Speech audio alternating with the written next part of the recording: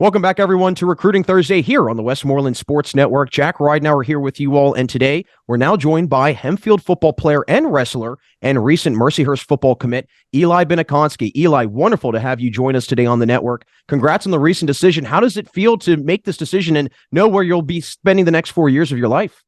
It feels good. I mean, it was a long process, a lot of visits, a lot of phone calls, text messages, but I feel I found a good fit in the end, somewhere where I'd be happy as a student, not just a football player. So that ultimately helped me make my final decision. Well, that's great. I think that's, again, going into it with the right mindset and the right attitude about where you want to spend the next 4 years of your life. What was it about Mercyhurst that drew you to the school and to the football program? I mean, I loved the campus immediately as soon as I stepped foot on it, and I feel like the program is going to start trending in the right direction. They have a good group of older kids that want to win some games and know how to put in the work to win those games and are ready to do it. Well, do you know what position you'll be playing there next year? Because I know you played a lot of different positions in your high school career. So do you know which one you'll be playing next year? I'll be playing linebacker. We haven't, like, the coaching staff hasn't picked like a designated backer spot for me yet, but one of their backer spots. Well, I know that you had a lot of other offers on the table, and if I'm not mistaken, a preferred walk-on spot as well. I mean, Yeah. what were some other schools that you were kind of maybe juggling back and forth between and kind of seesawing between? So my final four schools, when it came down to it, were Notre Dame College, Ohio, Gannon, Mercyhurst, and Jacksonville State. And at the end, it really came down to juggling, like getting a visit set up with wrestling season because don't want to miss a wrestling match or something like that. So that was playing the factor into where I could visit and when I could. And then obviously it came down to where I felt at home the most and like what school was financially the best and academically was the number one priority. What was the best academic fit for me at the end of the day? Now, on top of all of that, I'm sure that you've got, again, things juggling, like you said, with wrestling. Did you ever think about maybe also doing wrestling in college as well? I mean, I thought about it, but it would be pretty hard to juggle wrestling and football because, wrestling's a different type of shape. You got to be in wrestling shape all year round, and it's just a different animal when it comes to it. Well, when did you start playing football, and then when did kind of wrestling come about, or did it go wrestling and then football? Well, my dad was a D coordinator at Jeanette my whole entire life growing up, so I was always around football. But I played flag football and all that stuff kind of growing up. Then my first year of like pads was seventh grade, so I didn't start until like junior high. And then after that, just I was already in love with it just from being around it, and I knew that was like my main sport. That because I always wanted it to be. Well, when did you start to pick up, wrestling? Like, when did you kind of get the wrestling bug? I played basketball when I was young, and then I started wrestling for Hempfield in around fifth or sixth grade, not sure which one.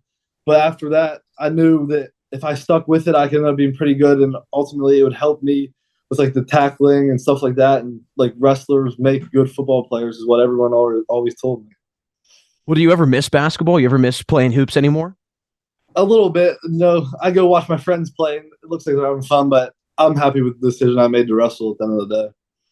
Well, how has the season been for you and for the Spartans on the mat, and in particular, just getting out of football season and into wrestling, like you said, two totally different types of conditioning?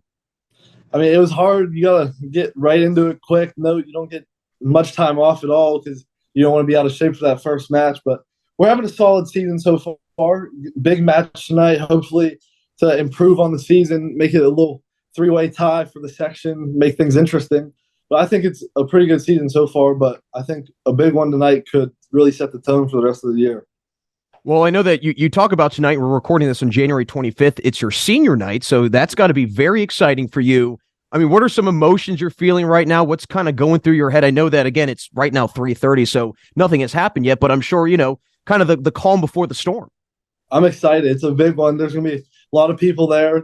Connellsville coming off big wins against Waynesburg and schools like that. They're at the top of the pack right now, so it'd be fun to knock them off on senior night in front of a big crowd. Well, what are some individual goals that you've set out for yourself to try and complete before the end of your wrestling career?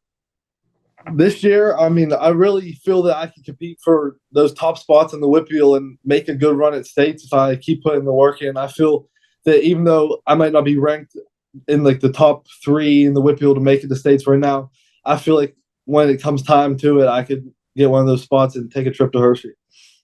Yeah, a trip to Hershey would be very, very cool. Obviously, lots of chocolate there. But I do want to ask, because you mentioned it, how wrestling and football are kind of hand in hand, maybe long distant cousins or whatever. How has it helped you in football and just overall in the sport?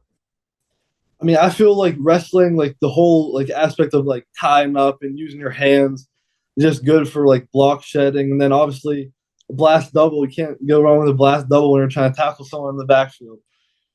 Yeah, and I mean, hey, listen, at the end of the day, you get to get some of the aggression out, right? I mean, I think that's, very cool on top of it. But I know that you've had a lot of success, obviously, on the wrestling mat, but also on the football field, in particular during your time at Jeanette, capturing a WPIAL championship. And I would love to hear just what that was like for you, especially as a sophomore, fairly young in your football career. And I mean, such an important, I would say, very impactful part of your career. Yeah, it was a very fun season. COVID had us worried. There's schools around us like Hempfield and schools like that getting shut down and missing games, but luckily we didn't miss a single game. We might have had a player or two that were like quarantined or something, but we luckily got every game and it was real fun. I mean, I was the leading tackler on a Whitfield Championship Jeanette team, and one of the better Jeanette teams of all time made a run, took second in the state. It was just a fun experience. Now, what from your time as a Jayhawk did you try and take and apply to your time now as a Spartan? I mean, I feel like the culture at Jeanette around football it's like everybody looks at Jeanette as a football town. And I wanted to bring that to Hempfield because Hempfield might not have been known for football, or people didn't respect the program as much as they should have. And I just wanted to bring like that attitude that like I could help this group of seniors change this place and give it like a name for football instead of whatever people thought about it and stuff like that. Well, how did you adjust to that larger school size and just going up in classifications, especially going, in a large jump in classifications? Yeah, the style of football changed a little bit, but at the end of the day, I feel like single A, the Big East conference that we were in, or the Whitfield single A, the year we won Whitfields, was pretty loaded. There was a lot of big time recruits. When we were playing the state championship game, we played against a Penn State commit and a couple kids with stars on their recruiting profile. So I feel like at the end of the day, it wasn't that much of a jump just because I had seen like those type of opponents before with like powerhouses. But I knew most of the Hempfield seniors growing up. I had went to Jeanette with them when I was like a couple of them when I was younger. I went to Jeanette but transferred out at like a really young age. But I'd stayed friends with them whole high school career. And it was fun to get to like reunite with them and finally get to play on the same team as them. Well, I know that this past year, you talk about, being on a very historical Jeanette team. I think you were also on a very historical Hempfield team this past year. Yeah. Guys coming out to, the best start in whatever it was 30 or 40 years, what have you. What was it like to be a part of that, especially the early part of the season, all of that momentum, and especially after getting a big win against Penn Trafford? I'm sure you guys felt like you were on top of the mountain hill. Yeah, for sure. Felt great, especially when you know that the culture has like it's looked down upon, and like even like some of the like school like the other students don't respect the football team. There's not some games they're like, oh, you guys are gonna get beat. We're not coming to watch.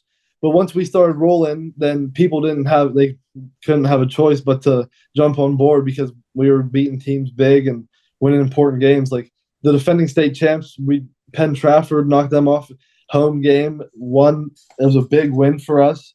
Then really after that, we were trying to keep it rolling, but the injury bug hurt us big time in the end. But it was fun to start hot like that. What were some of the takeaways that you had personally from the season, maybe not only as a whole group, but for yourself individually? I felt good this season, especially knowing that I could play a couple different positions when it came down to it. If I ever needed to switch when I got to college, or the staff that I went to moved me somewhere else, felt good knowing that there was a little bit of variety, that I could be comfortable in different spots. But it was just a fun year to get to play all those positions and get to try some new things. At Jeanette, I didn't play much offense when I was younger. Then coming to Hempfield, being a running back was a big change. So it was pretty fun. Well, you definitely adjusted very well to the running back position, had a great year in the backfield, and we're excited to see what the future holds for you at Mercyhurst. Eli, before we let you go, just want to hear what you're most excited for when you head off to college next year. It could be football related, or it could be non-football related. I'm most excited for, like I said, I feel like Mercyhurst is trending in the right direction. I feel that we could be contenders very soon with this good group of leaders they got up there, and I'm looking forward to it. Well, like we said, wish you nothing but luck here on Westmoreland Sports Network, and we wish you nothing but luck the rest of the wrestling season and tonight on senior night. Thank you. Thank you. That's Mercyhurst football commit Eli Binakonsky. Folks, as always, thanks for watching another edition of Recruiting Thursday right here only on the Westmoreland Sports Network.